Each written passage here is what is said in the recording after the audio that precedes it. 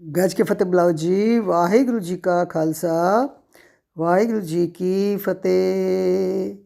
ਸਾਰੀ ਸਾਧ ਸੰਗਤ ਨੂੰ ਜਗਤ ਗੁਰੂ ਬਾਬਾ ਧੰਨ ਧੰਨ ਧੰਨ ਸ੍ਰੀ ਗੁਰੂ ਨਾਨਕ ਦੇਵ ਜੀ ਦੇ ਪ੍ਰਕਾਸ਼ ਉਤਸਵ ਦੀ ਲੱਖ ਲੱਖ ਲੱਖ ਵਧਾਈ ਹੋਵੇ ਜੀ। ਧੰਨ ਗੁਰੂ ਨਾਨਕ ਦੇਵ ਜੀ ਦੀਆਂ ਕਥਾ ਕਹਾਣੀਆਂ ਜੇ ਸਾਰੀ ਉਮਰ ਲੱਗੇ ਰਹੀਏ ਤੇ ਤਾਂ ਵੀ ਉਹ ਖਤਮ ਨਹੀਂ ਹੋ ਸਕਦੀਆਂ, ਕਿਉਂਕਿ ਧੰਨ ਗੁਰੂ ਨਾਨਕ ਦੇਵ ਜੀ ਨੇ ਆਪਣੇ ਜੀਵਨ ਕਾਲ ਵਿੱਚ ਬਹੁਤ ਯਾਤਰਾ ਕੀਤੀ ਹੈ। ਯਾਤਰਾ ਬਹੁਤ ਕੀਤੀ ਹੈ, ਹਰ ਜਗ੍ਹਾ 'ਤੇ, ਹਰ ਪਿੰਡ, ਹਰ ਸ਼ਹਿਰ, ਹਰ ਦੇਸ਼, ਕਿਤੇ ਤੱਕ ਗਏ ਨੇ। ਔਰ ਜਿੱਥੇ ਵੀ ਗਏ ਨੇ ਉੱਥੇ ਕਿਸੇ ਨਾ ਕਿਸੇ ਨੂੰ ਤਾਰਨ ਹੀ ਗਏ ਨੇ। ਔਰ ਉਹਨਾਂ ਦੀਆਂ ਕਥਾ ਕਹਾਣੀਆਂ ਇਤਨੀਆਂ ਜ਼ਿਆਦਾ ਨੇ, ਜਨਮ ਸਾਖੀਆਂ ਪੜ੍ਹ ਲਓ, ਇਤਿਹਾਸ ਪੜ੍ਹ ਲਓ, ਕਿ ਇੱਕ ਇਨਸਾਨ ਦੀ ਜ਼ਿੰਦਗੀ ਖਤਮ ਹੋ ਜਾਏਗੀ, ਲੇਕਿਨ ਮਹਾਰਾਜ ਦੀਆਂ ਕਥਾ ਕਹਾਣੀਆਂ ਕਦੀ ਖਤਮ ਨਹੀਂ ਹੋਣਗੀਆਂ। ਸੋ ਥੋੜ੍ਹੀ ਜਿਹੀ ਕੋਸ਼ਿਸ਼ ਕਰ ਰਹੇ ਹਾਂ ਕਿ ਕੁਛ ਉਹਨਾਂ ਦੇ ਜੀਵਨ ਵਿੱਚੋਂ ਝਾਤ ਮਾਰ ਕੇ ਅਤੇ ਮਹਾਰਾਜ ਨੂੰ ਯਾਦ ਕਰਨ ਦਾ ਯਤਨ ਕਰੀਏ। ਸੋ ਗੁਰੂ ਮਹਾਰਾਜ ਦੀਆਂ ਯਾਤਰਾਵਾਂ ਦਾ ਤਾਂ ਕੋਈ ਅੰਤ ਹੈ ਹੀ ਨਹੀਂ। ਸੋ ਜਿਸ ਦੀ ਵੀ ਅਸੀਂ ਗੱਲ ਕਰਾਂਗੇ ਉੱਥੇ ਕਿਸੇ ਨਾ ਕਿਸੇ ਨੂੰ ਉਹ ਤਾਰਨ ਵਾਸਤੇ ਗਏ ਨੇ। ਅੱਜ ਮੈਂ ਗੱਲ ਕਰਾਂਗੀ ਦੀਪਾਲਪੁਰ ਦੀ। ਗੁਰੂ ਮਹਾਰਾਜ ਪਹੁੰਚੇ ਦੀਪਾਲਪੁਰ ਪਹੁੰਚੇ ਅਤੇ ਬਾਹਰ, ਸ਼ਹਿਰ ਤੋਂ ਬਾਹਰ ਜਦੋਂ ਪਹੁੰਚੇ ਅਤੇ ਸ਼ਾਮ ਦਾ ਸਮਾਂ ਹੋ ਚੁੱਕਿਆ ਸੀ। ਉੱਥੇ ਉਹਨਾਂ ਨੇ ਉਸ ਸ਼ਹਿਰ ਦੇ ਲੋਕਾਂ ਨੂੰ ਪੁੱਛਿਆ ਕਿ ਅਸੀਂ ਬਾਹਰੋਂ ਆਏ ਹਾਂ, ਪਰਦੇਸੀ ਹਾਂ, ਅਸੀਂ ਰਾਤ ਕੱਟਣੀ ਹੈ, ਅਤੇ ਕੋਈ ਸਰਾਂ ਇੱਥੇ ਹੋਏ ਜਾਂ ਕੋਈ ਐਸੀ ਜਗ੍ਹਾ ਹੋਏ ਜਿੱਥੇ ਅਸੀਂ ਰਾਤ ਕੱਟ ਲਈਏ ਅਤੇ ਉਹ ਸਾਨੂੰ ਦੱਸ ਦਿਓ। ਉਹ ਲੋਕ ਜਿਹੜੇ ਸਨ ਉਹ ਸ਼ਰਾਰਤੀ ਕਿਸਮ ਦੇ ਲੋਕ ਸਨ। ਉਹਨਾਂ ਨੇ ਬਾਬਾ ਜੀ ਨੂੰ ਆਮ ਫਕੀਰ ਜਾਣ ਕੇ ਆਪਣੇ ਘਰ ਕਿਸੇ ਨੇ ਜਗ੍ਹਾ ਨਹੀਂ ਦਿੱਤੀ, ਅਤੇ ਇੱਕ ਕਹਿ ਦਿੱਤਾ ਕਿ ਹਾਂ ਜੀ, ਇਸ ਸੜਕ 'ਤੇ ਥੋੜ੍ਹੀ ਦੂਰ ਚਲੇ ਜਾਓ ਅਤੇ ਤੁਹਾਨੂੰ ਇੱਕ ਝੋਪੜੀ ਮਿਲੇਗੀ, ਇੱਕ ਸਰਾਂ ਮਿਲੇਗੀ, ਉਸ ਸਰਾਂ ਦੇ ਵਿੱਚ ਤੁਸੀਂ ਰਾਤ ਕੱਟ ਸਕਦੇ ਹੋ। ਮਹਾਰਾਜ ਨੇ ਕਿਹਾ ਠੀਕ ਹੈ। ਤਾਂ ਉਸ ਪਾਸੇ ਚਲੇ ਗਏ। ਭਾਈ ਮਰਦਾਨਾ ਜੀ ਨਾਲ ਸਨ।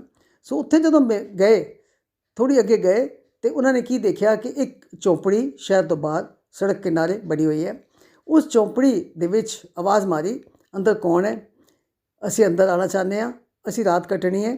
ਇਹ ਤਾਂ ਲੱਗ ਰਿਹਾ ਸੀ ਕਿ ਅੰਦਰ ਕੋਈ ਰਹਿੰਦਾ, ਲੇਕਿਨ ਅੰਦਰੋਂ ਜੋ ਆਵਾਜ਼ ਆਈ ਉਹ ਬੜੀ ਹੀ ਦੁੱਖ ਦੀ ਭਰੀ ਹੋਈ, ਬਹੁਤ ਦੁਖੀ ਆਵਾਜ਼ ਸੀ। ਉਸਦੀ ਆਵਾਜ਼ ਆਈ ਕਿ ਮੇਰੇ ਕੋਲ ਤਾਂ ਕੋਈ ਆਉਂਦਾ ਵੀ ਨਹੀਂ, ਮੇਰੇ ਕੋਲ ਰਾਤ ਕੱਟਣੀ ਇੱਕ ਪਾਸੇ, ਮੇਰੇ ਕੋਲ ਕੋਈ ਬੈਠਦਾ ਵੀ ਨਹੀਂ, ਮੇਰੇ ਕੋਲ ਕੋਈ 1 ਮਿੰਟ ਵਾਸਤੇ ਖੜ੍ਹਾ ਵੀ ਨਹੀਂ ਹੁੰਦਾ, ਕਿਉਂਕਿ ਮੈਨੂੰ ਬਹੁਤ ਭਿਆਨਕ ਬਿਮਾਰੀ ਹੈ, ਮੇਰਾ ਸਰੀਰ ਸਾਰਾ ਕੋਹੜ ਦੇ ਨਾਲ ਭਰਿਆ ਹੋਇਆ ਹੈ। ਇਸ ਕਰਕੇ ਮੈਨੂੰ ਪਿੰਡ ਦੇ ਲੋਕ ਬਾਹਰ ਛੱਡ ਗਏ ਨੇ। ਔਰ ਕਿਸੇ ਨੂੰ ਤਰਸ ਆ ਜਾਏ ਅਤੇ ਬਾਹਰ ਇੱਕ ਮਿੱਟੀ ਦਾ ਬਰਤਨ ਪਿਆ, ਉਸ ਮਿੱਟੀ ਦੇ ਬਰਤਨ ਵਿੱਚ ਕੁਝ ਖਾਣ ਪੀਣ ਨੂੰ ਪਾ ਜਾਂਦੇ ਨੇ, ਅਤੇ ਮੈਂ ਕਈ ਚਿਰਾਂ ਤੋਂ ਇੱਥੇ ਹੀ ਪਿਆ ਹੋਇਆ। ਮੈਂ ਜਨਮ ਤੋਂ ਐਸਾ ਨਹੀਂ ਸੀ, ਲੇਕਿਨ ਕੁਝ ਸਮੇਂ ਦੇ ਬਾਅਦ ਮੇਰੇ ਸਰੀਰ ਤੋਂ ਕੋਹੜ ਫੁੱਟਣਾ ਸ਼ੁਰੂ ਹੋ ਗਿਆ, ਔਰ ਮੇਰੇ ਸਾਰੇ ਸਰੀਰ ਦਾ ਸਰੀਰ ਗਲ ਗਿਆ, ਬਦਬੂ ਆਉਂਦੀ ਹੈ, ਪਸ ਨਾਲ ਭਰਿਆ ਹੋਇਆ। ਸੋ ਤੁਸੀਂ ਜਿਸ ਨੇ ਵੀ ਆਵਾਜ਼ ਮਾਰੀ ਉਹ ਅੰਦਰ ਆਉਣ ਦੀ ਕੋਸ਼ਿਸ਼ ਨਾ ਕਰੇ। ਲੇਕਿਨ ਮਹਾਰਾਜ ਤਾਂ ਉਸ ਨੂੰ ਉਤਾਰਨ ਗਏ ਸਨ। ਮਹਾਰਾਜ ਨੇ ਕਿਹਾ ਕੋਈ ਗੱਲ ਨਹੀਂ, ਤੇਰੇ ਦੁੱਖ ਨੂੰ ਦੇਖ ਕੇ ਅਸੀਂ ਤੈਨੂੰ ਨਫ਼ਰਤ ਨਹੀਂ ਕਰਾਂਗੇ, ਤੂੰ ਸਾਨੂੰ ਇੱਕ ਰਾਤ ਕੱਟਣ ਦੀ ਆਗਿਆ ਦੇ ਦੇ। ਖੈਰ ਮਹਾਰਾਜ ਭਾਈ ਮਰਦਾਨਾ ਜੀ ਨੂੰ ਲੈ ਕੇ ਅੰਦਰ ਚਲੇ ਗਏ। ਵਾਕਈ ਦੇਖਿਆ ਤਾਂ ਉਸ ਆਦਮੀ ਦੀ ਬਹੁਤ ਹੀ ਹਾਲਤ ਉਸਦੀ ਖਰਾਬ ਸੀ। ਅਤੇ ਉਹਦੇ ਨਾਲ ਜਦੋਂ ਗੱਲਬਾਤ ਕੀਤੀ, ਉਸਦੇ ਜੀਵਨ ਦੇ ਬਾਰੇ ਪੁੱਛਿਆ, ਅਤੇ ਮਹਾਰਾਜ ਨੂੰ ਇਹ ਪਤਾ ਲੱਗਿਆ ਕਿ ਉਹ ਜਨਮ ਤੋਂ ਠੀਕ ਸੀ, ਲੇਕਿਨ ਕੁਝ ਸਮੇਂ ਦੇ ਬਾਅਦ ਉਸਦਾ ਸਰੀਰ ਜਿਹੜਾ ਸੀ ਜਵਾਨੀ ਦੀ ਉਮਰ ਵਿੱਚ ਪਹੁੰਚਿਆ ਅਤੇ ਉਹਦਾ ਸਰੀਰ ਇਸ ਤਰ੍ਹਾਂ ਦਾ ਹੋ ਗਿਆ ਸੀ। ਸੋ ਉਸਨੇ ਮਹਾਰਾਜ ਦੇ ਨੂਰ ਦੇਖ ਕੇ, ਮਹਾਰਾਜ ਦਾ ਚਿਹਰਾ ਦੇਖ ਕੇ ਉਸਨੂੰ ਲੱਗਿਆ ਕਿ ਇਹ ਤਾਂ ਕੋਈ ਰੱਬੀ ਪੁਰਖ ਆਏ ਨੇ, ਅਤੇ ਹੋ ਸਕਦਾ ਮੇਰਾ ਦੁੱਖ ਦੂਰ ਵੀ ਕਰ ਦੇਣ। ਸੋ ਉਸਨੇ ਸਾਰਾ ਆਪਣਾ ਦੁੱਖ ਜਿਹੜਾ ਸੀ ਉਹ ਫੋਲ ਕੇ ਦੱਸ ਦਿੱਤਾ। ਲੇਕਿਨ ਮਹਾਰਾਜ ਨੇ ਉਸਨੂੰ ਇੱਕ ਗੱਲ ਸਮਝਾਈ ਕਿ ਇਹ ਇੱਕ ਸ਼ਬਦ ਉੱਥੇ ਉਚਾਰਿਆ, ਜੈ ਤਨ ਬਾਣੀ ਵਿੱਚ ਵਿਸਰ ਜਾਏ, ਜੋ ਪੱਕਾ ਰੋਗੀ ਵਿਲ ਲਾਏ। ਕਿ ਜਿਸ ਨੂੰ ਪ੍ਰਭੂ ਦਾ ਨਾਮ ਵਿਸਰ ਜਾਂਦਾ ਹੈ, ਯਾਦ ਨਹੀਂ ਰਹਿੰਦਾ, ਉਸਦਾ ਸਰੀਰ ਜਿਹੜਾ ਉਹ ਹਮੇਸ਼ਾ ਦੁੱਖ ਪਾਉਂਦਾ ਹੈ। ਉਸਨੂੰ ਇਹ ਸਮਝਾਇਆ। ਉਹ ਬੜੀ ਸ਼ਿਕਾਇਤਾਂ ਕਰ ਰਿਹਾ ਸੀ ਕਿ ਮੇਰੇ ਨਾਲ ਪਰਮਾਤਮਾ ਨੇ ਕੀ ਕੀਤਾ, ਦੇਖੋ ਮੇਰਾ ਸਰੀਰ ਕਿਹੋ ਜਿਹਾ ਕਰ ਦਿੱਤਾ, ਮੇਰੇ ਨਾਲ ਉਸਨੇ ਸ਼ਿਕਾਇਤਾਂ ਜਿਹੜੀਆਂ ਕਰ ਰਹੀਆਂ ਸੀ ਉਹ ਮਹਾਰਾਜ ਦੇ ਅੱਗੇ ਵੀ ਉਸਨੇ ਸੁਣਾਈਆਂ। ਸੋ ਗੁਰੂ ਮਹਾਰਾਜ ਨੇ ਕਿਹਾ ਕਿ ਜਦੋਂ ਤੂੰ ਠੀਕ ਸੀ ਉਦੋਂ ਤੂੰ ਕਿਹੜਾ ਪਰਮਾਤਮਾ ਦਾ ਸ਼ੁਕਰਾਨਾ ਕੀਤਾ? ਉਦੋਂ ਕਦੋਂ ਤੂੰ ਨਾਮ ਨਹੀਂ ਜਪਿਆ, ਕਦੀ ਸ਼ੁਕਰਾਨਾ ਨਹੀਂ ਕੀਤਾ, ਅਤੇ ਹੁਣ ਪਰਮਾਤਮਾ ਦੇ ਅੱਗੇ ਗਿਲੇ ਸ਼ਿਕਵੇ ਸ਼ਿਕਾਇਤਾਂ ਕਰਨ ਦਾ ਤੈਨੂੰ ਕੋਈ ਹੱਕ ਨਹੀਂ ਹੈ। ਸੋ ਗਿਲੇ ਸ਼ਿਕਵੇ ਛੋੜ ਕੇ ਤੂੰ ਪਰਮਾਤਮਾ ਦਾ ਨਾਮ ਜਪ ਔਰ ਪਰਮਾਤਮਾ ਦਾ ਸ਼ੁਕਰਾਨਾ ਕਰ, ਅਤੇ ਤੂੰ ਠੀਕ ਹੋ ਜਾਏਗਾ। ਮਹਾਰਾਜ ਨੇ ਆਪਣੇ ਹੱਥਾਂ ਨਾਲ ਉਹਦੀ ਸੇਵਾ ਕੀਤੀ, ਉਹਦਾ ਸਰੀਰ ਸਾਫ਼ ਕੀਤਾ, ਉਸਦੇ ਕੋਲ ਕੁਝ ਦਿਨ ਰਹੇ ਅਤੇ ਅੱਗੇ ਚਲੇ ਗਏ। ਔਰ ਜਾਂਦੇ ਕੀ ਆਸ਼ੀਰਵਾਦ ਦੇ ਗਏ ਕਿ ਤੇਰਾ ਸਰੀਰ ਨਿਰੋਗ ਹੋ ਜਾਏਗਾ ਔਰ ਤੂੰ ਪ੍ਰਚਾਰਕ ਬਣੇਗਾ। ਔਰ ਲੋਕਾਂ ਨੇ ਜਿਹੜਾ ਮਜ਼ਾਕ ਕੀਤਾ ਸੀ ਕਿ ਹਾਂ ਅੱਗੇ ਜਾਓ ਤਾਂ ਇੱਕ ਸਲਾਹ ਮਿਲੇਗੀ ਤੇਰੀ ਚੋਪੜੀ ਨੂੰ, ਉਹਨਾਂ ਨੇ ਸਲਾਹ ਕਹਿ ਕੇ ਸਾਨੂੰ ਦੱਸਿਆ ਸੀ ਇੱਕ ਸਮਾਂ ਐਸਾ ਆਏਗਾ ਕਿ ਤੇਰੀ ਚੋਪੜੀ ਦੀ ਜਗ੍ਹਾ 'ਤੇ ਸੱਚਮੁੱਚ ਹੀ ਸਲਾਹ ਹੋਏਗੀ। ਔਰ ਵਾਕਈ ਮਹਾਰਾਜ ਦੇ ਬਚਨ ਜਿਹੜੇ ਸੀ ਉਹ ਫਲੀਭੂਤ ਹੋਏ। ਸਮਾਂ ਪਾ ਕੇ ਉਹ ਨਿਰੋਗ ਹੋ ਗਿਆ ਔਰ ਉਹ ਗੁਰੂ ਘਰ ਦਾ ਪ੍ਰਚਾਰਕ ਬਣਿਆ। ਔਰ ਉਸ ਦੀ ਉਹ ਚੋਪੜੀ ਦੀ ਜਗ੍ਹਾ 'ਤੇ ਇੱਕ ਸਰਾਂ ਬਣੀ ਔਰ ਉਸ ਸਰਾਂ ਦੇ ਵਿੱਚ ਆਇਆ ਗਿਆ ਵਿਸ਼ਰਾਮ ਕਰਦਾ ਸੀ, ਆਏ ਗਏ ਨੂੰ ਭੋਜਨ ਮਿਲਦਾ ਸੀ। ਜਦੋਂ ਕਿ ਉਹ ਬਿਮਾਰ ਸੀ ਅਤੇ ਉਸਦੇ ਕੋਲ ਕੋਈ ਆਉਂਦਾ ਨਹੀਂ ਸੀ, ਕੋਈ ਉਸਨੂੰ ਖਾਣ ਨੂੰ ਕੁਛ ਨਹੀਂ ਦਿੰਦਾ ਸੀ। ਔਰ ਹੁਣ ਦੇਖੋ ਉਹ ਲੋਕਾਂ ਦੀ ਸੇਵਾ ਕਰ ਰਿਹਾ ਸੀ ਔਰ ਉਸ ਗੁਰਸਿੱਖੀ ਦਾ ਪ੍ਰਚਾਰ ਕਰ ਰਿਹਾ ਸੀ। ਇਸ ਤਰੀਕੇ ਨਾਲ ਉਸ ਕੋੜੀ ਦਾ ਕੋੜ ਵੀ ਕੱਟਿਆ ਔਰ ਉਸਦੇ ਮਨ ਦਾ ਕੋੜ ਵੀ ਕੱਟਿਆ ਕਿ ਤੂੰ ਕਦੀ ਸ਼ਿਕਵੇ ਸ਼ਿਕਾਇਤਾਂ ਨਹੀਂ ਕਰਨੀਆਂ, ਤੂੰ ਹਮੇਸ਼ਾ ਸ਼ੁਕਰਾਨਾ ਕਰਨਾ ਔਰ ਪਰਮਾਤਮਾ ਦਾ ਨਾਮ ਲੈਣਾ। ਸੋ ਇਸ ਤਰ੍ਹਾਂ ਜਿੱਥੇ ਵੀ ਜਾਂਦੇ ਸਨ ਉਹ ਕਿਸੇ ਨਾ ਕਿਸੇ ਦਾ ਉਹ ਸੁਧਾਰ ਕਰਦੇ ਹੀ ਸਨ। ਅੱਗੇ ਗਏ ਤੇ ਇੱਕ ਐਸੇ ਦੇਸ਼ ਵਿੱਚ ਪਹੁੰਚੇ ਕਿ ਜਿੱਥੋਂ ਦਾ ਰਾਜਾ ਬਹੁਤ ਹੀ ਜ਼ਿਆਦਾ ਜ਼ੁਲਮ ਕਰਦਾ ਸੀ ਔਰ ਉਸਨੂੰ ਸੋਨੇ ਚਾਂਦੀ ਇਕੱਠਾ ਕਰਨ ਦਾ, ਮਾਇਆ ਇਕੱਠਾ ਕਰਨ ਦਾ ਬਹੁਤ ਸ਼ੌਂਕ ਸੀ। ਉਸਨੇ ਬਹੁਤ ਸਾਰੀ ਮਾਇਆ ਇਕੱਠਾ ਕਰ ਰੱਖੀ ਸੀ। ਉਸਨੇ ਸਾਰੇ ਲੋਕਾਂ ਦੇ ਉੱਤੇ ਜ਼ੁਲਮ ਕਰ ਕਰਕੇ ਹਰ ਇੱਕ ਦੇ ਘਰ ਦੇ ਵਿੱਚੋਂ ਜੋ ਪੈਸਾ ਟਕਾ ਸੋਨਾ ਚਾਂਦੀ ਸੀ ਸਭ ਉਸਨੇ ਨਿਕਲਵਾ ਲਿਆ ਔਰ ਆਪਣੇ ਖਜ਼ਾਨੇ ਵਿੱਚ ਰੱਖ ਲਿਆ। ਪਰ ਅਜੇ ਵੀ ਉਸਦੀ ਭੁੱਖ ਜਿਹੜੀ ਸੀ ਉਹ ਦੂਰ ਨਹੀਂ ਸੀ ਹੋਈ। ਇੱਕ ਦਿਨ ਮੰਤਰੀ ਨੂੰ ਬੁਲਾ ਕੇ ਕਹਿਣ ਲੱਗਾ ਕਿ ਸਾਡੇ ਦੇਸ਼ ਵਿੱਚ ਕਿਸੇ ਦੇ ਘਰ ਅਗਰ ਸੋਨੇ ਚਾਂਦੀ ਦਾ ਕੋਈ ਸਿੱਕਾ ਹੋਵੇ ਤਾਂ ਉਹ ਮੈਨੂੰ ਤੂੰ ਲਿਆ ਕੇ ਦੇ। ਹੁਣ ਉਹ ਵਿਚਾਰਾ ਪਰੇਸ਼ਾਨ ਕਿ ਮੈਂ ਕਿੱਥੋਂ ਲਿਆ ਕੇ ਦਿਆਂਗਾ। ਉਸਨੇ ਅੱਛਾ ਮੈਂ ਕੱਲ੍ਹ ਤੱਕ ਤੁਹਾਨੂੰ ਇਸ ਦਾ ਕੋਈ ਹੱਲ ਦੱਸਾਂਗਾ। ਬਹੁਤ ਬੜਾ ਸਿਆਣਾ ਸੀ। ਵਜ਼ੀਰ ਨੇ ਕੀ ਕੀਤਾ, ਇੱਕ ਸੁੰਦਰ ਲੜਕੀ ਨੂੰ ਨੌਕਰ ਦੇ ਨਾਲ ਭੇਜਿਆ ਅਤੇ ਸ਼ਹਿਰ ਦੇ ਚੌਕ ਦੇ ਵਿੱਚ ਇੱਕ ਅਨਾਊਂਸਮੈਂਟ ਕਰਾਈ ਕਿ ਇਹ ਲੜਕੀ ਹਮੇਸ਼ਾ ਵਾਸਤੇ ਤੁਹਾਡੀ ਗੁਲਾਮ ਹੋਏਗੀ, ਨੌਕਰ ਹੋਏਗੀ, ਸਾਰੀ ਉਮਰ ਤੁਹਾਡੀ ਸੇਵਾ ਕਰੇਗੀ, ਲੇਕਿਨ ਇਸ ਦੀ ਕੀਮਤ ਹੈ ਇੱਕ ਸਿੱਕਾ, ਇੱਕ ਚਾਂਦੀ ਦਾ ਸਿੱਕਾ ਇਸ ਦੀ ਕੀਮਤ ਦੇ ਦਿਓ ਔਰ ਹਮੇਸ਼ਾ ਵਾਸਤੇ ਇਸ ਲੜਕੀ ਨੂੰ ਲੈ ਜਾਓ। ਉਹ ਸਾਰੇ ਸ਼ਹਿਰ ਵਿੱਚ ਕਿਸੇ ਦੇ ਕੋਲ ਚਾਂਦੀ ਦਾ ਸਿੱਕਾ ਸੀ ਹੀ ਨਹੀਂ, ਕਿਉਂਕਿ ਉਹ ਪਹਿਲੀ ਬਾਦਸ਼ਾਹ ਨੇ ਇਕੱਠੇ ਕਰ ਲਏ ਹੋਏ ਸੀ। ਇੱਕ ਬੱਚਾ ਸੁਦਾਗਰ ਦਾ ਇੱਕ ਲੜਕਾ ਸੀ, ਜਵਾਨ ਲੜਕਾ ਸੀ, ਉਸਦੀ ਮਾਤਾ ਬਿਮਾਰ ਰਹਿੰਦੀ ਸੀ। ਉਸਨੇ ਜਾ ਕੇ ਮਾਤਾ ਨੂੰ ਕਿਹਾ ਕਿ ਮਾਤਾ ਜੀ ਜੇ ਕਿਤੇ ਚਾਂਦੀ ਦਾ ਇੱਕ ਸਿੱਕਾ ਮਿਲ ਜਾਏ ਨਾ ਤੇ ਮੈਂ ਜਾ ਕੇ ਇਸ ਨੂੰ ਖਰੀਦ ਲਿਆਵਾਂ ਅਤੇ ਇਹ ਸਾਰੀ ਉਮਰ ਤੁਹਾਡੀ ਸੇਵਾ ਕਰੇਗੀ। ਤੁਸੀਂ ਔਖੇ ਹੁੰਦੇ ਹੋ, ਉਹ ਤੁਸੀਂ ਬਿਮਾਰ ਹੋ, ਤੁਹਾਨੂੰ ਸੇਵਾ ਦੀ ਲੋੜ ਹੈ ਅਤੇ ਉਹ ਸਾਰੀ ਉਮਰ ਤੁਹਾਡੀ ਸੇਵਾ ਕਰ ਦਿਆ ਕਰੇਗੀ। ਕੋਈ ਐਸਾ ਤਰੀਕਾ ਹੋਏ। ਸੋ ਉਸਨੇ ਆਪਣੀ ਮਾਂ ਨੂੰ ਇਹ ਦੱਸਿਆ ਕਿ ਇੱਕ ਸਿੱਕਾ ਕਿਤੋਂ ਨਾ ਕਿਤੋਂ ਤੁਸੀਂ ਮੈਨੂੰ ਦਿਓ ਅਤੇ ਮੈਂ ਇਸ ਲੜਕੀ ਨੂੰ ਤੁਹਾਡੇ ਵਾਸਤੇ ਲੈ ਆਵਾਂਗਾ, ਇਹ ਹਮੇਸ਼ਾ ਵਾਸਤੇ ਤੁਹਾਡੀ ਸੇਵਾ ਕਰੇਗੀ। ਸੋ ਉਸ ਮਾਂ ਨੇ ਕਿਹਾ ਕਿ ਕੋਈ ਸਵਾਲ ਹੀ ਨਹੀਂ ਪੈਦਾ ਹੁੰਦਾ, ਸਾਡੇ ਘਰ ਤਾਂ ਕੋਈ ਸਿੱਕਾ ਹੈ ਹੀ ਨਹੀਂ। ਹੁਣ ਇਸ ਚੀਜ਼ ਦਾ ਕੋਈ ਹੱਲ, ਉਸ ਬੱਚੇ ਦਾ ਦਿਲ ਸੀ ਕਿ ਕਿਤੋਂ ਵੀ ਕਿਸੇ ਕੀਮਤ 'ਤੇ ਇੱਕ ਚਾਂਦੀ ਦਾ ਸਿੱਕਾ ਮਿਲ ਜਾਏ ਅਤੇ ਉਸ ਔਰਤ ਨੂੰ ਮੈਂ ਖਰੀਦ ਕੇ ਲੈ ਆਵਾਂ ਅਤੇ ਉਹ ਮੇਰੀ ਮਾਂ ਦੀ ਸੇਵਾ ਕਰੇ। ਪਰ ਕੋਈ ਹੱਲ ਨਹੀਂ ਲੱਭਿਆ। ਖੈਰ ਮਾਂ ਨੂੰ ਧਿਆਨ ਆਇਆ ਅਤੇ ਉਸਨੇ ਬੱਚੇ ਨੂੰ ਦੱਸਿਆ ਕਿ ਸਾਡੇ ਦੇਸ਼ ਦਾ ਰਿਵਾਜ਼ ਹੈ ਕਿ ਜਦੋਂ ਕੋਈ ਬੰਦਾ ਮਰ ਜਾਂਦਾ ਅਤੇ ਉਸਨੂੰ ਕਬਰ ਵਿੱਚ ਪਾਉਣ ਤੋਂ ਪਹਿਲੇ ਉਸਦੇ ਮੂੰਹ ਵਿੱਚ ਇੱਕ ਚਾਂਦੀ ਦਾ ਸਿੱਕਾ ਪਾਇਆ ਜਾਂਦਾ ਹੈ। ਤੇਰੇ ਪਿਤਾ ਦੀ ਮੌਤ ਹੋਈ ਸੀ ਅਤੇ ਅਸੀਂ ਵੀ ਉਹਦੇ ਮੂੰਹ ਵਿੱਚ ਅਸੀਂ ਚਾਂਦੀ ਦਾ ਸਿੱਕਾ ਪਾਇਆ ਸੀ। ਬੇਟਾ ਬੜਾ ਖੁਸ਼ ਹੋਇਆ, ਉਹਨੂੰ ਇੱਕ ਰਸਤਾ ਲੱਭ ਗਿਆ। ਉਸਨੇ ਕੀ ਕੀਤਾ, ਉਸਨੇ ਜਾ ਕੇ ਆਪਣੇ ਪਿਓ ਦੀ ਕਬਰ ਪੁੱਟਵਾਈ। ਉਹ ਸੱਚਮੁੱਚ ਹੀ ਉਸਦੇ ਮੂੰਹ ਵਿੱਚੋਂ ਚਾਂਦੀ ਦਾ ਸਿੱਕਾ ਨਿਕਲਿਆ। ਉਹ ਚਾਂਦੀ ਦਾ ਸਿੱਕਾ ਲੈ ਕੇ ਅਤੇ ਉਸਨੇ ਉਹ ਔਰਤ ਨੂੰ ਖਰੀਦ ਲਿਆ। ਹੁਣ ਰਾਜੇ ਤੱਕ ਜਦੋਂ ਖਬਰ ਪਹੁੰਚੀ ਕਿ ਮੇਰੇ ਦੇਸ਼ ਵਿੱਚ ਕਿਸੇ ਦੇ ਕੋਲ ਚਾਂਦੀ ਦਾ ਸਿੱਕਾ ਹੋ ਹੀ ਕਿਵੇਂ ਸਕਦਾ, ਜਦੋਂ ਇਹ ਗੱਲ ਪਤਾ ਲੱਗੀ ਤਾਂ ਰਾਜਾ ਬੜਾ ਖੁਸ਼ ਹੋਇਆ। ਉਸਨੇ ਕੀ ਕੀਤਾ ਕਿ ਉਸਨੇ ਸਾਰੇ ਦੇਸ਼ ਦੀਆਂ ਕਬਰਾਂ ਪੁੱਟਵਾ ਦਿੱਤੀਆਂ, ਸਭ ਪੁੱਟਵਾ ਦਿੱਤੀਆਂ ਔਰ ਮੁਰਦਿਆਂ ਦੇ ਮੂੰਹਾਂ ਵਿੱਚੋਂ ਵੀ ਚਾਂਦੀ ਦੇ ਸਿੱਕੇ ਕੱਢ ਲਏ। ਅਤੇ ਮਹਾਰਾਜ ਉੱਥੇ ਪਹੁੰਚੇ। ਉਸ ਸਮੇਂ ਮਹਾਰਾਜ ਉੱਥੇ ਪਹੁੰਚੇ ਔਰ ਉਸਦੀ ਇਸ ਰਾਜੇ ਦੀ ਇਸ ਕਰਤੂਤ ਦਾ ਪਤਾ ਜਦੋਂ ਮਹਾਰਾਜ ਨੂੰ ਲੱਗਿਆ ਅਤੇ ਗੁਰੂ ਮਹਾਰਾਜ ਉਹਨੂੰ ਮਿਲਣ ਚਲੇ ਗਏ। ਦਰਬਾਰ ਨੂੰ ਕਿਹਾ ਕਿ 2 ਪਰਦੇਸੀ ਆਏ ਨੇ, ਫਕੀਰ ਨੇ, ਉਹ ਤੁਹਾਨੂੰ ਮਿਲਣਾ ਚਾਹੁੰਦੇ ਨੇ, ਮਿਲਣ ਦੀ ਇਜਾਜ਼ਤ ਦਿਓ। ਰਾਜੇ ਨੇ ਕਿਹਾ ਅੱਛਾ ਠੀਕ ਹੈ, ਕੋਈ ਗੱਲ ਨਹੀਂ। ਰਾਜਾ ਆਪ ਉੱਠ ਕੇ ਆਇਆ ਔਰ ਦਰਵਾਜ਼ੇ 'ਤੇ ਆ ਕੇ ਦੇਖਿਆ ਅਤੇ ਗੁਰੂ ਨਾਨਕ ਦੇਵ ਜੀ ਅਤੇ ਭਾਈ ਮਰਦਾਨਾ ਜੀ ਖੜ੍ਹੇ ਸਨ। ਔਰ ਗੁਰੂ ਨਾਨਕ ਦੇਵ ਜੀ ਉੱਥੇ ਬੈਠ ਕੇ ਕੀ ਕਰ ਰਹੇ ਸਨ ਕਿ ਠੀਕਰੀਆਂ, ਮਿੱਟੀ ਦੀਆਂ ਕਿਸੇ ਮਟਕੇ ਦੀਆਂ ਟੁੱਟੀ ਹੋਈਆਂ ਠੀਕਰੀਆਂ ਲੈ ਕੇ ਅਤੇ ਉਸਨੂੰ ਗਿਣ ਕੇ ਇੱਕ ਥੈਲੇ 'ਚ ਪਾ ਰਹੇ ਸਨ।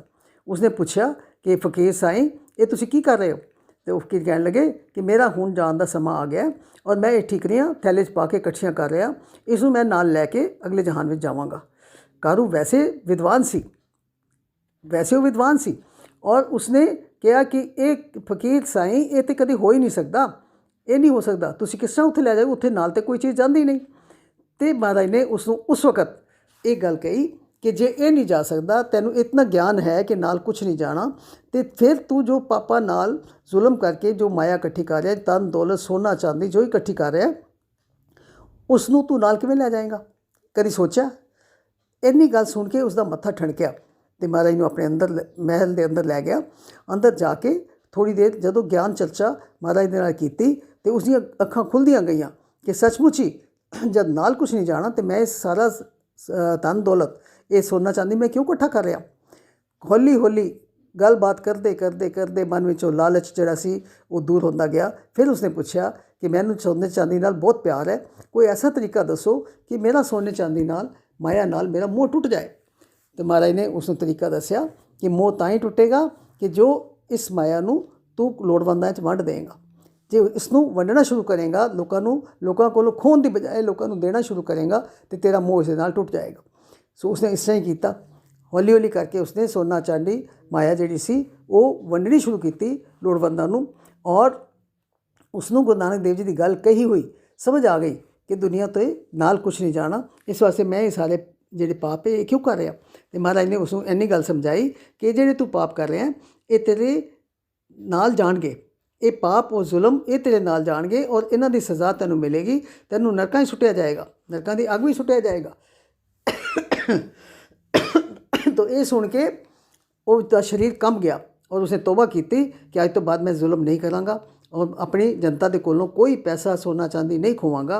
और उसने की किया कि जितना भी उसने समान इकट्ठा किया सी उसनूं हौली हौली करके लोड़वंदां नूं वंडना शुरू कर दिता तो तौबा की, जुल्म तो तौबा की। तो इस तरीके नाल महाराज ने उसके अंदर दा लालच, उसके अंदर दा सोने चांदी नाल मोह प्यार इस तरीके नाल उन्होंने दूर किया। और बाद विच इतिहास में आता है कि वह बड़ा धर्मी पुरख बनया और उसने सारे लोगों की बहुत ज़्यादा मदद की। सो गल इन शॉर्ट असीं कर रहे हैं कि जिथे भी महाराज जाते सन सो किसी न किसी के शरीरक दुख, किसी का मानसिक दुख, किसी के अंदर हौमे है, किसी के अंदर लालच है, उसनूं भी वो दूर करते सन। शरीरक दुख तो दूर करते ही सन, जिवें हुणे असीं पहले गल की कि उस कोड़ी का दुख उन्होंने किस तरह दूर किया। इस तरीके जिथे जिथे जाते सन वो दूर करते सन। शरीरक दुख, मानसिक दुख ही है लालच, मोह, माया, क्रोध, हंकार, ये सब चीज़ें ये लालच ने, ये मानसिक दुख ने वो दूर करते सन। आत्मिक दुख भी दूर करते सन। हुण इस तरह असीं अगे चलीए तो एक बारी महाराज कित्थे चले गए, यात्रा करते करते वो पहुँच गए कित्थे, मुल्तान शहर में पहुँच गए। मुल्तान शहर विच क्योंकि मुल्तान बड़ा मशहूर सी कि मुल्तान दे विच बड़े धार्मिक लोग रहिंदे ने, क्योंकि उत्थे पीर फकीर बहुत रहिंदे सन, बहुत पीर फकीर उत्थे रहिंदे सन। उन्होंने हर एक ने अपनी अपना मत चला रखिया सी, हर एक ने अपने अपने फॉलोअर जिहड़े सी बना रखे सी। बड़े पीर फकीर, पीरां दा देश कहा जाता सी, मुल्तान नूं पीरां दा देश कहा जाता सी। सो महाराज जदों उत्थे पहुँचे तो उन्हां दी कीर्ति, उन्हां दी शोभा तो उन्हां पीरां फकीरां तक पहुँच चुकी सी कि कलयुग दे विच कल तारन गुरु नानक आया। कलयुग नूं तारन वास्ते एक अवतार आया और उसका नाम नानक है। नाम वो सुन चुके सन। तो शहरों बाहरों ही जदों खबर पहुँची कि अज मुल्तान दे बाहर गुरु नानक देव जी आए ने, नाल मरदाना जी भी नाल सन। मरदाना जी तो हमेशा ही उन्होंने नाल सन। सारी उम्र 54 साल तक मरदाना जी ने गुरु नानक जी का संग किया है। उस तो ज़्यादा लकी, उस तो ज़्यादा भाग्यशाली होर इंसान कौन होएगा जिन्हें 54 साल तक गुरु नानक देव जी का संग किया।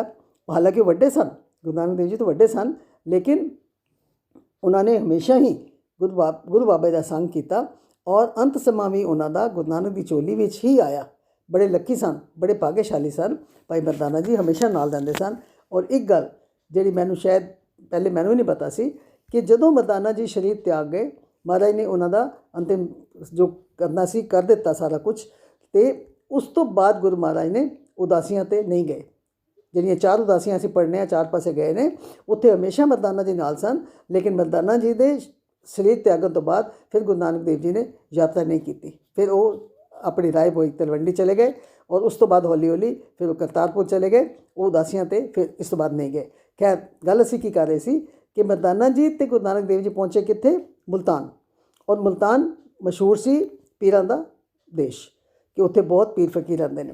ਹੁਣ ਲੋਕਾਂ ਨੂੰ ਜਦੋਂ ਪਤਾ ਲੱਗਿਆ ਤੇ ਉਹਨਾਂ ਨੇ ਕਿਹਾ ਕਿਸ ਤਰੀਕੇ ਨਾਲ ਨਾਨਕ ਜੀ ਨੂੰ ਰੋਕਿਆ ਜਾਏ ਕਿ ਜੇ ਗੁਰੂ ਨਾਨਕ ਦੇਵ ਜੀ ਇੱਥੇ ਆ ਗਏ ਤੇ ਸਾਰੇ ਲੋਕ ਉਹਨਾਂ ਦੀ ਸੱਚ ਦੀ ਆਵਾਜ਼ ਸੁਣ ਕੇ ਔਰ ਉਹਨਾਂ ਦੇ ਮਗਰ ਲੱਗ ਜਾਣਗੇ ਤੇ ਸਾਡਾ ਦਾਣਾ ਪਾਣੀ ਤੇ ਬੰਦ ਹੋ ਜਾਏਗਾ। ਕਿਉਂਕਿ ਉੱਥੇ ਹਰ ਪੀਰ ਫਕੀਰ ਦਾ ਆਪਣਾ ਡੇਰਾ ਸੀ, ਹਰ ਇੱਕ ਦੇ ਆਪਣੇ ਫਾਲੋਅਰ ਬਣਾ ਰੱਖੇ ਸੀ ਔਰ ਉਹ ਉਹਨਾਂ ਦੇ ਸਿਰ ਦੇ ਉੱਤੇ ਹੀ ਉਹਨਾਂ ਦੀ ਜੀਵਿਕਾ ਜਿਹੜੀ ਸੀ ਉਹ ਚੱਲਦੀ ਸੀ। ਸੋ ਸਭ ਨੂੰ ਫਿਕਰ ਪੈ ਗਿਆ ਕਿ ਇੱਥੇ ਜਦੋਂ ਉਹ ਆ ਜਾਣਗੇ, ਉਹ ਸੱਚੇ ਗੁਰੂ ਨੇ, ਉਹ ਸੱਚਾਈ ਦੀ ਗੱਲ ਕਰਦੇ ਨੇ, ਸਾਰੀ ਦੁਨੀਆ ਉਹਨਾਂ ਦੇ ਮਗਰ ਲੱਗ ਜਾਏਗੀ ਤੇ ਸਾਨੂੰ ਤਾਂ ਕੋਈ ਪੁੱਛੇਗਾ ਹੀ ਨਹੀਂ। ਉਹਨਾਂ ਨੇ ਸਲਾਹ ਕੀਤੀ ਕਿਸੇ ਤਰੀਕੇ ਇਸ਼ਾਰੇ ਨਾਲ ਉਹਨਾਂ ਨੂੰ ਮਨਾ ਕਰ ਦਿੱਤਾ ਜਾਏ ਕਿ ਤੁਸੀਂ ਇੱਥੇ ਨਾ ਆਓ, ਤੁਸੀਂ ਸਾਡੇ ਇੱਥੇ ਮੁਲਤਾਨ ਦੇ ਅੰਦਰ ਤੁਸੀਂ ਨਾ ਆਓ। ਉਹਨਾਂ ਨੇ ਕੀ ਕੀਤਾ, ਉਹਨਾਂ ਨੇ ਸੋਚਿਆ ਕਿ ਮਹਾਰਾਜ ਜਾਣੀ ਜਾਣ ਨੇ ਔਰ ਮਾਤਾ ਜੀ ਮਹਾਰਾਜ ਦੇ ਅੰਦਰ ਬਹੁਤ ਗਿਆਨ ਹੈ, ਸੋ ਅਸੀਂ ਮੂੰਹ ਨਾਲ ਉਹਨਾਂ ਨੂੰ ਨਹੀਂ ਕਹਿਣਾ ਕਿ ਤੁਸੀਂ ਨਾ ਆਓ, ਅਸੀਂ ਇਸ਼ਾਰਾ ਕਰਨਾ ਹੈ। ਇਸ਼ਾਰਾ ਕੀ ਕੀਤਾ, ਦੁੱਧ ਦਾ ਕਟੋਰਾ ਮੰਗਾਇਆ ਗਿਆ, ਇੱਕ ਕਟੋਰਾ ਜਿਹਦੇ ਵਿੱਚ ਦੁੱਧ ਸੀ ਔਰ ਨੱਕੋ ਨੱਕ ਬਿਲਕੁਲ ਨੱਕੋ ਨੱਕ ਭਰਿਆ ਹੋਇਆ ਸੀ। ਦੋ ਬੰਦਿਆਂ ਨੂੰ, ਆਪਣੇ ਸੇਵਕਾਂ ਨੂੰ ਉਹਨਾਂ ਨੇ ਉਹ ਕਟੋਰਾ ਹੱਥ ਵਿੱਚ ਪਕੜਾ ਕੇ ਤੇ ਭੇਜਿਆ ਕਿ ਤੁਸੀਂ ਜਾਓ ਤੇ ਸ਼ਹਿਰ ਦੇ ਬਾਹਰ ਗੁਰੂ ਨਾਨਕ ਦੇਵ ਜੀ ਆ ਰਹੇ ਨੇ, ਤੁਸੀਂ ਜਾ ਕੇ ਇਹ ਦੁੱਧ ਉਹਨਾਂ ਨੂੰ ਭੇਟ ਕਰੋ। ਉਸ ਦੁੱਧ ਦੇ ਵਿੱਚ ਬਿਲਕੁਲ ਜ਼ਰਾ ਵੀ ਗੁੰਜਾਇਸ਼ ਨਹੀਂ ਸੀ ਕਿ ਉਸ ਕਟੋਰੇ ਦੇ ਵਿੱਚ ਹੋਰ ਜ਼ਰਾ ਵੀ ਦੁੱਧ ਹੋਰ ਪਾਇਆ ਜਾਏ। ਸੋ ਬੜੇ ਧਿਆਨ ਨਾਲ ਸੰਭਲ ਕੇ ਉਹ ਕਟੋਰਾ ਲੈ ਕੇ ਜਦੋਂ ਸੇਵਕ ਗੁਰੂ ਨਾਨਕ ਦੇਵ ਜੀ ਪਹੁੰਚੇ ਤੇ ਗੁਰੂ ਨਾਨਕ ਦੇਵ ਜੀ ਨੂੰ ਗੱਲ ਸਮਝ ਆ ਗਈ। ਉੱਤੇ ਕੱਟ ਕੇ ਅੰਦਰ ਕੀ ਜਾਣਤ, ਉਹਨਾਂ ਨੂੰ ਸਭ ਪਤਾ ਸੀ। ਉਹਨਾਂ ਨੂੰ ਇਸ਼ਾਰਾ ਫੌਰਨ ਸਮਝ ਆ ਗਿਆ ਕਿ ਪੀਰਾਂ ਫਕੀਰਾਂ ਨੇ ਇਹ ਇਸ਼ਾਰਾ ਕੀਤਾ ਕਿ ਇੱਥੇ ਤੇ ਆਲਰੇਡੀ ਹੀ ਬੜੇ ਸੰਤ ਮਹਾਤਮਾ, ਬੜੇ ਪੀਰ ਫਕੀਰ ਆਉਂਦੇ ਨੇ, ਇੱਥੇ ਤੁਹਾਡੇ ਆਉਣ ਦੀ ਲੋੜ ਨਹੀਂ ਹੈ ਤੇ ਨਾ ਤੁਹਾਡੇ ਵਾਸਤੇ ਕੋਈ ਇੱਥੇ ਥਾਂ ਹੈ, ਤੁਹਾਡੇ ਵਾਸਤੇ ਇੱਥੇ ਕੋਈ ਥਾਂ ਨਹੀਂ ਹੈ। ਇਹ ਇਸ਼ਾਰਾ ਗੁਰੂ ਮਹਾਰਾਜ ਨੂੰ ਸਮਝ ਆ ਗਿਆ ਤੇ ਗੁਰੂ ਮਹਾਰਾਜ ਨੇ ਕੀ ਕੀਤਾ, ਇੱਕ ਚੰਬੇਲੀ ਦਾ ਫੁੱਲ ਸੀ, ਉਹ ਤੋੜ ਕੇ ਤੇ ਗੁਰੂ ਮਹਾਰਾਜ ਨੇ ਉਸ ਦੁੱਧ ਦੇ ਉੱਤੇ ਟਿਕਾ ਦਿੱਤਾ। ਹੁਣ ਚਾਹੇ ਕਿਤਨਾ ਵੀ ਕਟੋਰਾ ਭਰਿਆ ਹੋਏ, ਲੇਕਿਨ ਇੱਕ ਚਮੇਲੀ ਦਾ ਫੁੱਲ ਅਸੀਂ ਅੰਦਾਜ਼ਾ ਲਗਾ ਸਕਦੇ ਹਾਂ ਕਿ ਉਹਦਾ ਕਿੰਨਾ ਕੁ ਵਜ਼ਨ ਹੋਏਗਾ। ਕਿਆ ਚੰਬੇਲੀ ਦੇ ਫੁੱਲ ਪਾਉਣ ਦੇ ਨਾਲ ਦੁੱਧ ਡੁੱਲਣ ਲੱਗ ਪਏਗਾ? ਹੋਰ ਕੋਈ ਚੀਜ਼ ਪਾਈ ਜਾਂਦੀ, ਥੋੜ੍ਹਾ ਜਿਹਾ ਦੁੱਧ ਹੋਰ ਪਾਇਆ ਜਾਂਦਾ ਤੇ ਉਹ ਸਾਰਾ ਫੈਲ ਜਾਂਦਾ ਜ਼ਮੀਨ ਦੇ ਉੱਤੇ। ਲੇਕਿਨ ਮਹਾਰਾਜ ਨੇ ਕੀ ਕੀਤਾ, ਉਹ ਚੰਬੇਲੀ ਦਾ ਫੁੱਲ ਉਸ ਦੇ ਉੱਤੇ ਰੱਖ ਦਿੱਤਾ ਤੇ ਉਹ ਬੜੇ ਸਤਿਕਾਰ ਨਾਲ ਵਾਪਸ ਭੇਜ ਦਿੱਤਾ ਕਿ ਜਿਨ੍ਹਾਂ ਨੇ ਤੁਹਾਡੇ ਕੋਲ, ਜਿਸਦਾ ਨੇ ਇਹ ਭੇਜਿਆ ਉਹਨਾਂ ਨੂੰ ਜਾ ਕੇ ਵਾਪਸ ਦੇ ਦਿਓ। ਵਾਪਸ ਜਦੋਂ ਗਏ ਤੇ ਫਿਰ ਉਹ ਵੀ ਗਿਆਨਵਾਨ ਸਨ, ਜਿਹੜੇ ਉੱਥੋਂ ਦੇ ਪੀਰ ਸਨ ਉਹ ਵੀ ਗਿਆਨਵਾਨ ਸਨ। ਉਹਨਾਂ ਨੂੰ ਸਵਾਲ ਦਾ ਜਵਾਬ ਮਿਲ ਗਿਆ ਔਰ ਉਹਨਾਂ ਨੂੰ ਸਮਝ ਆ ਗਈ ਕਿ ਗੁਰੂ ਨਾਨਕ ਦੇਵ ਜੀ ਕਹਿ ਰਹੇ ਨੇ ਕਿ ਮੇਰੇ ਇੱਥੇ ਆਉਣ ਨਾਲ ਤੁਹਾਨੂੰ ਕੋਈ ਫਰਕ ਨਹੀਂ ਪਏਗਾ, ਮੈਂ ਤੁਹਾਡੇ ਕੋਈ ਕਿਸੇ ਗੱਲ ਦੇ ਵਿੱਚ ਦਖਲ ਨਹੀਂ ਦਿਆਂਗਾ, ਲੇਕਿਨ ਮੈਂ ਇੱਥੇ ਅੰਦਰ ਜਦੋਂ ਤੁਹਾਡੇ ਸ਼ਹਿਰ ਵਿੱਚ ਆਵਾਂਗਾ ਮੈਂ ਤੁਹਾਡੇ ਵਾਸਤੇ ਕੋਈ ਮੁਸੀਬਤ ਨਹੀਂ ਖੜੀ ਕਰਾਂਗਾ। ਤੁਹਾਡਾ ਕੋਈ ਚੀਜ਼, ਤੁਹਾਡਾ ਹੱਕ ਕਿਸੇ ਤਰੀਕੇ ਨਾਲ ਵੀ ਮੈਂ ਉਸ ਨੂੰ ਖ਼ਤਮ ਨਹੀਂ ਕਰਾਂਗਾ, ਲੇਕਿਨ ਮੈਂ ਆਪਣਾ ਕੰਮ ਕਰਨਾ, ਸੱਚ ਦੀ ਆਵਾਜ਼ ਦੇਣੀ, ਮੈਂ ਤਾਂ ਸੱਚ ਦੀ ਆਵਾਜ਼ ਦੇਣੀ, ਮੈਂ ਤਾਂ ਆਉਣਾ ਹੀ ਹੈ, ਮੈਂ ਇੱਥੇ ਆਵਾਂਗਾ। ਸੋ ਉਹਨਾਂ ਨੂੰ ਫਕੀਰਾਂ ਨੂੰ ਵੀ ਸਮਝ ਆ ਗਈ ਕਿ ਉਹਨਾਂ ਦੇ ਆਉਣ ਨਾਲ ਸਾਨੂੰ ਕੋਈ ਡਿਸਟਰਬੈਂਸ ਨਹੀਂ ਹੋਏਗੀ ਤੇ ਠੀਕ ਹੈ, ਉਹਨਾਂ ਨੂੰ ਆਉਣ ਦਿਓ। ਸੋ ਇਸ਼ਾਰੇ ਦੇ ਨਾਲ, ਆਪਣੇ ਗਿਆਨ ਦੇ ਨਾਲ, ਇਸ਼ਾਰਿਆਂ ਨਾਲ ਵੀ ਉਹ ਅਨਪੜ੍ਹ ਬੰਦੇ ਨੂੰ ਆਪਣੇ ਤਰੀਕੇ ਨਾਲ ਸਮਝਾਉਂਦੇ ਸਨ, ਪੜ੍ਹੇ ਲਿਖੇ ਬੰਦੇ ਨੂੰ, ਗਿਆਨੀ ਬੰਦੇ ਨੂੰ ਆਪਣੇ ਤਰੀਕੇ ਨਾਲ ਸਮਝਾਉਂਦੇ ਸਨ। ਉਹਨਾਂ ਦਾ ਸੁਧਾਰਨ ਦਾ ਤਰੀਕਾ ਇਤਨਾ ਅੱਛਾ ਸੀ ਕਿ ਜਿਸ ਦੇ ਨਾਲ ਵੀ ਉਹਨਾਂ ਨੇ ਗੱਲ ਕੀਤੀ, ਉਹ ਜਿਸ ਨੂੰ ਇਸ਼ਾਰੇ ਨਾਲ ਸਮਝਾਇਆ, ਉਹ ਵੀ ਉਹਨਾਂ ਨੂੰ ਉਹ ਸੁਧਰ ਗਏ ਆਪਣੀ ਗੱਲ ਦੇ ਉੱਤੇ। ਉਹਨਾਂ ਨੂੰ ਸਮਝ ਆ ਗਈ, ਚਾਹੇ ਮਹਾਰਾਜ ਨੇ ਕਿਸੇ ਤਰੀਕੇ ਵੀ ਉਹਨਾਂ ਨੂੰ ਸਮਝਾਇਆ। ਸੋ ਗੱਲ ਅੱਜ ਇੱਥੋਂ ਸ਼ੁਰੂ ਕੀਤੀ ਸੀ ਕਿ ਗੁਰੂ ਮਹਾਰਾਜ ਨੇ ਯਾਤਰਾਵਾਂ ਬਹੁਤ ਕੀਤੀਆਂ ਨੇ, ਕਿਤਨੇ ਹਜ਼ਾਰਾਂ ਕਿਲੋਮੀਟਰ ਉਹ ਗਏ ਨੇ ਔਰ ਜਿੱਥੇ ਵੀ ਗਏ ਨੇ ਕਿਸੇ ਨਾ ਕਿਸੇ ਨੂੰ ਜ਼ਰੂਰ ਮਿਲੇ ਨੇ, ਚਾਹੇ ਇੰਡੀਵਿਜੂਅਲ ਨੂੰ, ਚਾਹੇ ਇੱਕ ਬੰਦੇ ਨੂੰ, ਜਿਸ ਤਰ੍ਹਾਂ ਹੁਣ ਅਸੀਂ ਕੋੜੀ ਦੀ ਗੱਲ ਕੀਤੀ ਸੀ, ਫਿਰ ਚਾਹੇ ਰਾਜੇ ਮਹਾਰਾਜਿਆਂ ਨੂੰ, ਜਿਸ ਤਰ੍ਹਾਂ ਹੁਣ ਇਸ ਤੋਂ ਪਹਿਲੇ ਅਸੀਂ ਬਾਦਸ਼ਾਹ ਦੀ ਗੱਲ ਕੀਤੀ ਸੀ, ਹੋਰ ਕਿਸੇ ਜਗ੍ਹਾ 'ਤੇ ਜਿੱਥੇ ਲੋਕ ਇਕੱਠੇ ਹੁੰਦੇ ਸਨ, ਜਿੱਥੇ ਮੇਲੇ ਲੱਗਦੇ ਸਨ, ਉੱਥੇ ਜਾਂਦੇ ਸਨ, ਉੱਥੇ ਆਮ ਜਨਤਾ ਨੂੰ ਕੋਈ ਨਾ ਕੋਈ ਸੰਦੇਸ਼ਾ ਉਹ ਦਿੰਦੇ ਸਨ। ਸੋ ਉਹਨਾਂ ਦਾ ਸੁਧਾਰਨ ਦਾ ਤਰੀਕਾ ਆਪਣਾ ਹੀ ਕਿਸਮ ਦਾ ਸੀ। ਸੋ ਇਸੇ ਕਰਕੇ ਮਹਾਰਾਜ ਕਿਉਂਕਿ ਛੋਟੀ ਜਗ੍ਹਾ 'ਤੇ ਵੀ ਗਏ ਨੇ, ਵੱਡੇ ਮੇਲਿਆਂ ਵਿੱਚ ਵੀ ਗਏ ਨੇ, ਵੱਡੇ ਪਹਾੜਾਂ 'ਤੇ ਉੱਤੇ ਲਦਾਖ ਤੱਕ, ਲੇਹ ਲਦਾਖ ਤੱਕ ਵੀ ਗਏ ਨੇ, ਕਿੰਨੀ ਦੂਰ ਔਖੀਆਂ ਜਗ੍ਹਾ 'ਤੇ ਵੀ ਗਏ ਨੇ, ਸਿਰਫ ਕਿਸ ਵਾਸਤੇ? ਆਪਣੀ ਸੱਚ ਦੀ ਆਵਾਜ਼ ਸੁਣਾਉਣ ਵਾਸਤੇ, ਲੋਕਾਂ ਨੂੰ ਵਹਿਮਾਂ ਭਰਮਾਂ 'ਚੋਂ ਦੂਰ ਕਰਨ ਵਾਸਤੇ, ਲੋਕਾਂ ਦੇ ਮਨ ਦੇ ਵਿੱਚ ਜਿਹੜੇ ਦੁੱਖ ਸਨ, ਲੋਕਾਂ ਦੇ ਦੁੱਖਾਂ ਨੂੰ ਦੂਰ ਕਰਨ ਵਾਸਤੇ। ਜਿਸ ਤਰ੍ਹਾਂ ਹੁਣੇ ਪਹਿਲੇ ਮੈਂ ਬੇਨਤੀ ਕੀਤੀ ਸੀ ਕਿ ਮਹਾਰਾਜ ਨੇ ਸਰੀਰਕ ਦੁੱਖ ਦੂਰ ਕੀਤੇ, ਮਾਨਸਿਕ ਦੁੱਖ ਵੀ ਦੂਰ ਕੀਤੇ, ਆਤਮਿਕ ਦੁੱਖ ਵੀ ਦੂਰ ਕੀਤੇ ਔਰ ਇਸ ਤਰ੍ਹਾਂ ਦੁਨੀਆ ਦੇ ਉੱਤੇ ਉਹ ਆਪਣਾ ਜੀਵਨ ਜਿਹੜਾ ਉਹ ਸਫਲਾ ਕਰਕੇ ਚਲੇ ਗਏ ਨੇ। ਅੱਜ ਅਸੀਂ ਉਹਨਾਂ ਦਾ ਪ੍ਰਕਾਸ਼ ਉਤਸਵ ਮਨਾ ਰਹੇ ਹਾਂ। ਸੋ ਪ੍ਰਕਾਸ਼ ਉਤਸਵ ਮਨਾਉਣ ਦਾ ਮਤਲਬ ਕਿ ਗੁਰੂ ਦੀਆਂ ਕਥਾ ਕਹਾਣੀਆਂ, ਉਹਨਾਂ ਦੇ ਜੀਵਨ ਤੋਂ ਕੁਝ ਸੇਧ ਲਈਏ, ਕੁਝ ਸਿੱਖਣ ਦੀ ਕੋਸ਼ਿਸ਼ ਕਰੀਏ। ਸਿਰਫ ਸੈਲੀਬ੍ਰੇਸ਼ਨ ਤੇ ਐਤਕੀ ਜ਼ਿਆਦਾ ਹੋ ਨਹੀਂ ਸਕਦੀ, ਹਾਲਾਤ ਇਹੋ ਜਿਹੇ ਨੇ, ਲੇਕਿਨ ਮਹਾਰਾਜ ਦਾ ਇਤਿਹਾਸ ਪੜ੍ਹਨਾ, ਮਹਾਰਾਜ ਦੀ ਬਾਣੀ ਪੜ੍ਹਨੀ, ਇਹ ਸਾਡਾ ਫਰਜ਼ ਹੈ ਔਰ ਇਸ ਤਰੀਕੇ ਨਾਲ ਅਸੀਂ ਇਸ ਸਾਲ ਅਸੀਂ ਗੁਰਪੁਰਬ ਨੂੰ ਮਨਾਉਣਾ ਹੈ। ਸੋ ਅੱਜ ਦੇ ਪ੍ਰੋਗਰਾਮ ਦੀ ਇੱਥੇ ਹੀ ਸਮਾਪਤੀ ਹੈ ਜੀ। ਭੁੱਲਾਂ ਚੁੱਕਾਂ ਦੀ ਖਿਮਾ। ਵਾਹਿਗੁਰੂ ਜੀ ਕਾ ਖਾਲਸਾ, ਵਾਹਿਗੁਰੂ ਜੀ ਕੀ ਫਤਿਹ।